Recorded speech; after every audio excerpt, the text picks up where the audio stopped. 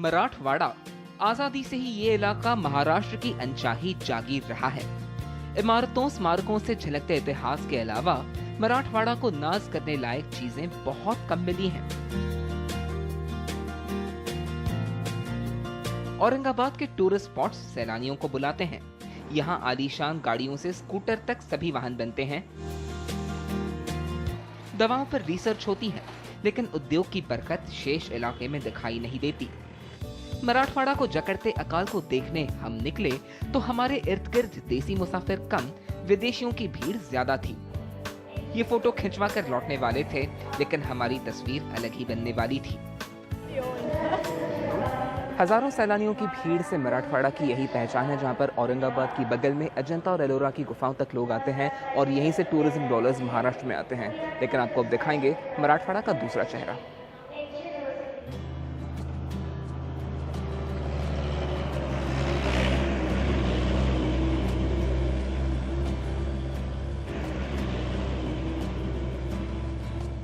औरंगाबाद से 60 किलोमीटर दूर जालना तक हम पहुंचे तो हवा में सर्दी थी, लेकिन जालना की पानी की हालत देखते ही सर्दी में हमारे पसीने छूटने लगे।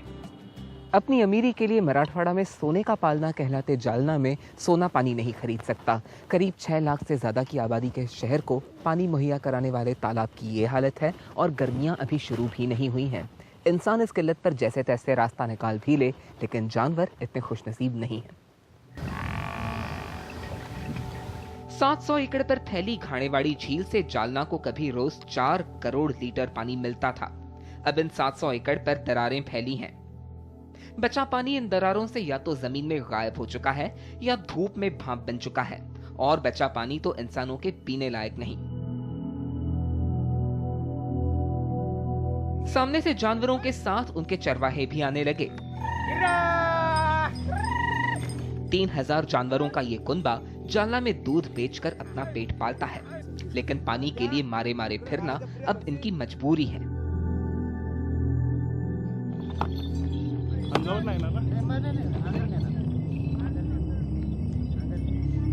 आपके पास जितने जानवर हैं, सबका कुल मिला के महीने का खर्चा कितना होता है? 5-6 हजार होते। ये जो पैसा होता है कैसे फिर आपको निकालना पड़ता है? क्योंकि दूध का भाव आपको कोई देता होगा, कोई गोबर का भाव देता होगा। कैसा ये आमदनी आपकी कहाँ से होती है? आमदनी होती है इसमें, उसको दूध बेचना और उनको खिलाना। जब ये पानी खत्म हो जाएगा तो आप कहीं और जाएंगे या फिर कुछ और इंतजाम भैंसों का करेंगे? कुछ भी नहीं, बेचेंगे। भैंस को बेच देंगे? हाँ। कौन खरीदता है? व्यापारी। व्यापारी? हाँ। भैंस को वो पालता है कि फिर कुछ और हो कुछ जाता भी है? करता हो। क्या कसाई। कसाई खरीदता है भैंसे? कसाई और आपकी कितनी भैंसे हैं एक आदमी के पास? 60। तो क्या हर साल कुछ भैंसे बेच देते हैं? 20। जिस पानी में भैंसे हैं, हाँ। अगर उन भैंसों को वहां से हटाया और ये पानी सिर्फ उनके पीने के लिए रखा, हाँ। तो ये पानी इतनी भैंसों को कितने दिन चलेगा? 4-5 दिन चलेंगे। इतना ही? हाँ। एक भैंस को एक टाइम में कितना पानी लगता है पीने के लिए? 40 लीटर। कितनी भैंसें? 700 भैंसें और 40 लीटर। हाँ। करीब 3 लाख लीटर पानी अकेली भैंसों के पीने के लिए यहाँ पर रोजाना लगता है। जालना शहर में तो हालात और भी बुरे हैं। 28 दिन में एक बार पानी आता है, जो आता है बेहद खारा। बोरवेल्स खोदकर जमीन छलनी हो चुकी है और भूजल की मात्रा लगातार गिर रही है। यहाँ पर कितने लोगों का इस बोरवेल से गुजर बसर करना है?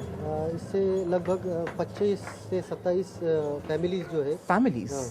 इस पे उसका पूरे फैमिलीज को यहाँ पर पानी दिया जाएगा। ये यहाँ पर कितनी गहराई पर पानी लगने की उम्मीद है? अभी यहाँ पर कम से कम 300 फीट हमको बोर लेना ही होगा, क्योंकि उसके सिवा हमें पानी नहीं मिलेगा। देहातों के हालात तो और भी बुरे हैं। जिन जानवरों से दूध नहीं मिलता या बोझ नहीं ढुलता, जिन्हें खाना नहीं मिलता, ऐसे जानवर खुद खाना बनने निकले हैं। कुछ रहमदिल मालिक कसाई की बजाय इन्हें अपने हाल पर जिंदा छोड़ देते हैं। बेचारा शख्स का संबंध जानवरों के चारे से भी होगा, ये चारा कैंप में आने से पहले शायद ही कभी पता था। यहाँ पर जहाँ खड़े हम हैं, वहाँ पर 3000 जानवर इस छावनी में दूर दूर तक पसरे हुए हैं। ऐसे जानवर, उनके परिवार, उनके मालिक यहाँ पर आए हुए हैं। जो फसल खेतों में टिक नहीं पाई थी, जल गई थी, सूख गई थी, ऐसी फसल को काट कर ये चारा बनाया जा रहा है। ये चारा जब तक चलेगा, इलाके में पानी के स्रोत जब तक चलेंगे, तब तक सरकारी चारे को मोहताज जानवर इस काम में रहेंगे। आप देख पा रहे हैं कुछ बछड़े यहाँ पर हैं, अपनी गाय, अपनी माँ जो है उसका दूध उनको भी पिलाना है। यही दूध जाकर डेयरी में बेचकर उस पर से गुजर बसर भी करना है। लेकिन कई जानवर ऐसे भी हैं जिनकी यहाँ पर अभी पसलियां अभी से निकल आई हैं। जनवरी बमुश्किल अभी आधा बीतने वाला है, लेकिन अभी 6 महीने का इंतजार होगा अगली बरसात तक, और तब तक जानवरों के लिए चुनौती है हर एक दिन जिंदा रहना है। ये चारा कितना लगता है इन सबको रोज का? रोज का चारा अभी उसकी क्या गिनती नहीं, वो ड्रम से देते हमको। अच्छा, तो 15 किलो बोलते हो। अच्छा। हाँ, एक गाय का 15 किलो? एक गाय का 15 किलो। लेकिन एक गाय की रोज की भूख कितनी होती है, कितने किलो की रहती है? वो हम उतना देते उतना में पूरा करते उसको। गाय का पेट भरता है उतने चारे से? अब क्या है, उसको तो कितना भी डालो तो खाती जो। ये जो इतने सारे जानवर छावनी में रहते हैं, हाँ, इनकी खुराक का जो बंदोबस्त होता है, सरकार अपनी तरफ से भी खुराक जानवर को देती थी। हाँ। अभी वो तो खुराक जो मिल रहा है ना, तो अभी लोग बोल रहे हैं कि वो 20 रुपए शासन ने कम कर दे उसके, तो उसके वजह से अभी पैसे कटेंगे तो खुराक नहीं मिलेगा। ये वो खुराक है जो सरकार की तरफ से सब्सिडाइज्ड कीमत पर यहाँ पर दी जाती है, और गाय का इससे दूध बढ़ता है। गाय का दूध दे रहा है गाय, उससे उसको खा भी रहे। अच्छा, एक बछड़ा में पीछे अपनी गाय का दूध पीने शायद गया है, लेकिन क्या बछड़े की भूख एक दिन में 3 लीटर दूध से हो जाती है पूरी? नहीं हो सकती, वो नहीं होती। नहीं हो सकती। तो ज्यादा नहीं पीता? नहीं, वो तो अभी ये तो सब पूरा दूध पी लेगा गाय का। ग्वालों के साथ दूध निकालकर हम भी निकले। दिन बढ़ रहा है और अब लोग पानी के लिए निकलेंगे। ये नज़ारे बताने के लिए काफ़ी हैं कि सर्दियां बीतने से पहले ही मराठवाड़ा की क्या हालत हो चुकी है। नदियां सूख गई हैं, नाले जवाब दे गए हैं, और नहरों का ये हाल है। हम जिस नहर में खड़े हैं वो गोदावरी नदी से निकलती एक अहम नहर है जो मराठवाड़ा के कई जिलों को पानी मुहैया कराती है।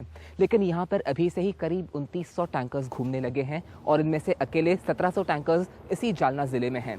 अनुमान ये है कि अप्रैल के अंत तक ये आंकड़ा 3500 टैंकर्स का हो जाएगा, और ये आंकड़े महज सरकार के कागजी अनुमान हैं। पास के ही एक गांव में सवेरे के सन्नाटे को टैंकर के हॉर्न ने चीरा। हर गांव में टैंकर्स पहुंचने लगे हैं, और सामने जो आपको नज़ारा दिखाई दे रहा है, एक अनार 100 बीमार का जो यथार्थ है यहाँ पर हो रहा है।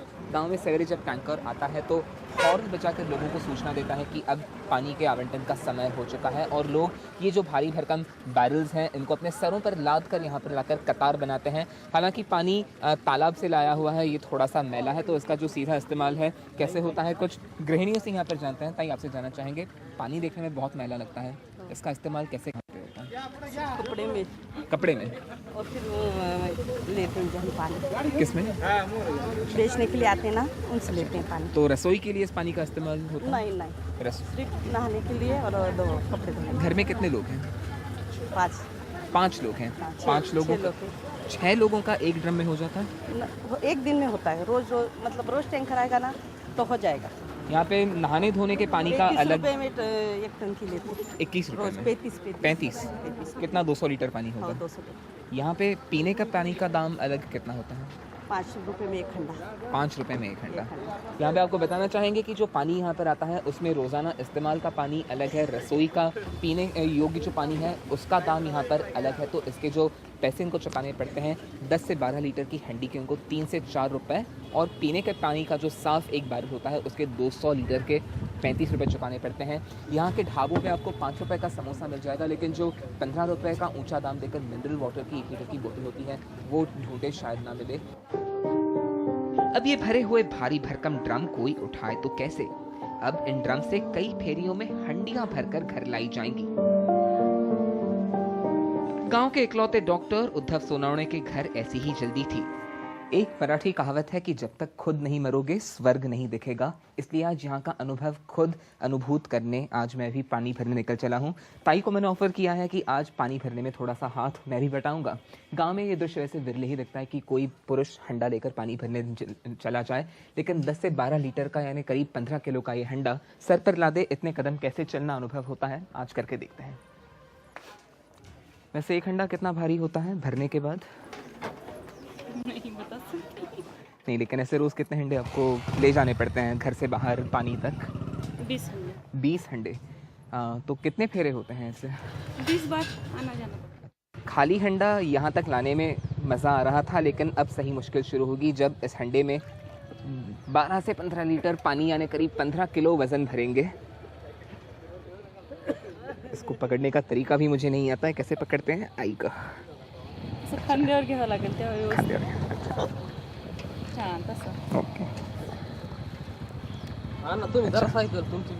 शहरों में बड़ी बड़ी महंगी महंगी जिम्स लगाकर लोग वर्जिश करते हैं, लेकिन अगर आप ऐसे 10 फेरे रोज़ाना 20 किलो वज़न कंधे पर लेकर घूमें तो हफ्ते भर की बात है, आपका वज़न 4 से 5 किलो ज़रूर कम होगा।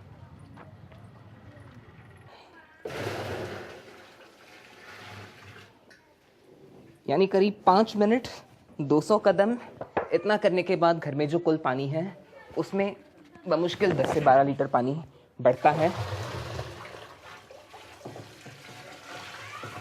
और ये पानी भी तुरंत इस्तेमाल के योग्य नहीं है, इसमें थोड़ी फिटकरी घुमाकर या इस पानी के मैल के बैठने का इंतज़ार करते करते 1 से 2 घंटे आराम से बीत जाते हैं। यानी कुल मिलाकर पानी की किल्लत के चलते महिलाओं के 24 घंटे में से 2 या 3 घंटे पानी के पीछे रोज़ ज़ाया।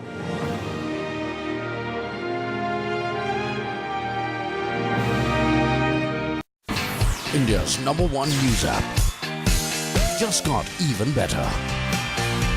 Download NDTV's new app. Fully optimized for retina display. Full screen view. Faster response time. And Sudoku. NDTV's new iPad app. Download now.